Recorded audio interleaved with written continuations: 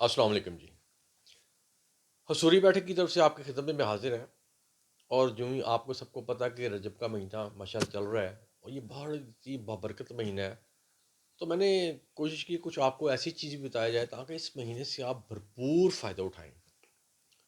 تو اس کے لیے جو میں نے آپ کے لیے چیزیں اس میں ڈھونڈی، وہ دو آیت ہیں چھوٹی چھوٹی، اور دو اللہ تعالیٰ کے صفاتی نام ہیں۔ اب میں اس کو شروع کرتا ہوں۔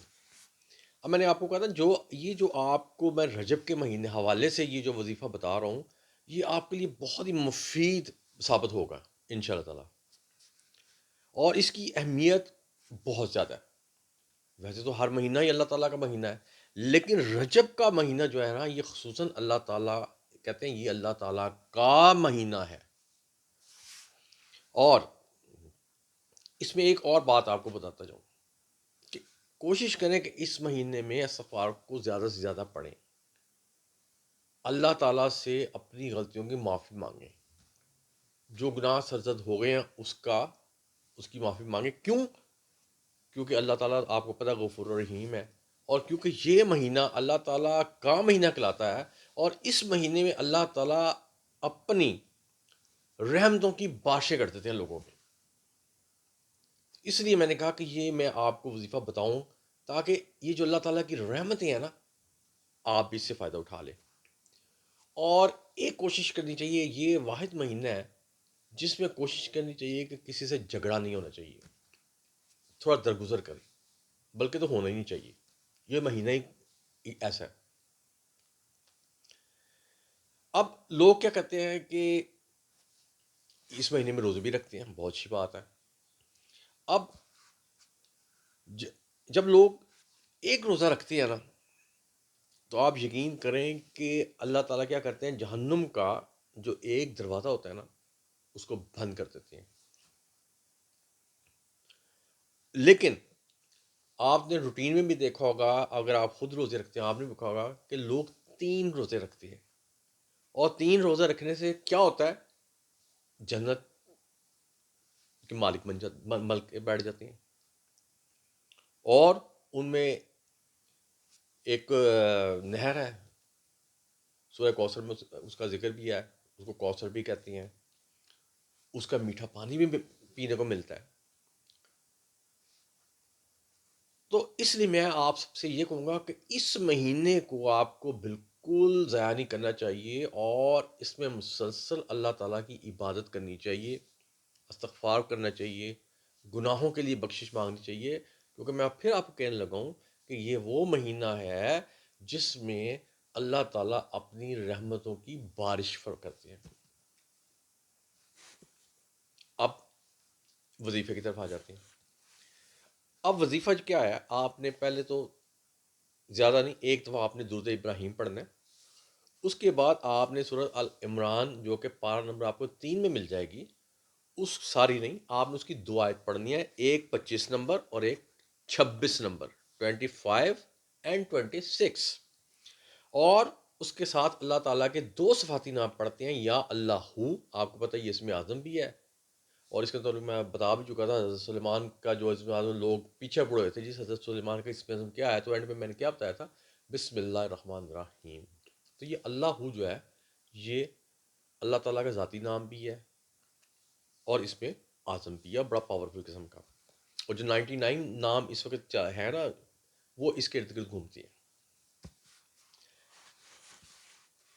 اب مسئلہ آ گیا کہ جی اس کو ایاب دودو کا تو آپ کو مطلب میں نے بے بتایا ہوا، محبت کرتے ہیں والا، آپ بس اس کی جتنی بھی میں نے آپ کو کہا تھا، اس کے اوپر تو میں جتنی بھی بول سکوں نہیں بول سکتا، کیونکہ اس کے اندر اتنا کچھ چھپا ہوا ہے، بلکہ ہر نام کے اندر ہی چھپا ہوا ہے۔ اب مسئلہ آ گیا جی اس کو ہم نے پڑھنا کتنی دفعہ ہے۔ آپ نے اس کو 101 یعنی کہ 101 مرتبہ پڑھنا ہے، اور یہ آپ دن میں کسی بھی وقت پڑھ سکتے ہیں، لیکن میں زیادہ پریفرنس دیتا ہوں عصر کی نماز کے بعد، اور اس کی وجہ آپ نے اگر میرے پہلے وظیفے پڑھے ہوں تو میں نے ان کو بتایا ہوا کہ اس کی کیوں میں نے کیا ہے۔ اب ہوگا کیا جب آپ یہ عمل کرتے ہیں نا، تو میں نے پھر بھی کہا تھا کہ اللہ تعالیٰ اپنے خزانے جو ہے نا، ایک تو ہوتا ہے برسانا، ایک ہوتا ہے الٹا دینا، آپ لوگوں پہ نچھاور کر دیتے ہیں. یہ واحد وہ مہینہ ہے. اور میں تو آپ کو یہ جو وظیفہ بتایا، میں آپ کو 101 مرتبہ تو آپ نے پڑھنا ہی پڑھنا ہے. لیکن میں آپ کو کہوں گا اگر آپ اس کو دن میں اگر 2 دفعہ پڑھ لیں تو بہت ہی بہترین قسم ہو جائے گا. اگر آپ اس کو پورا مہینہ نہیں پڑھ سکتے تو کم از کم یہ جو مہینہ چل رہا ہے اور دوسرے ہفتے میں 1 دفعہ یا 2 دفعہ اس کو پڑھ لیا.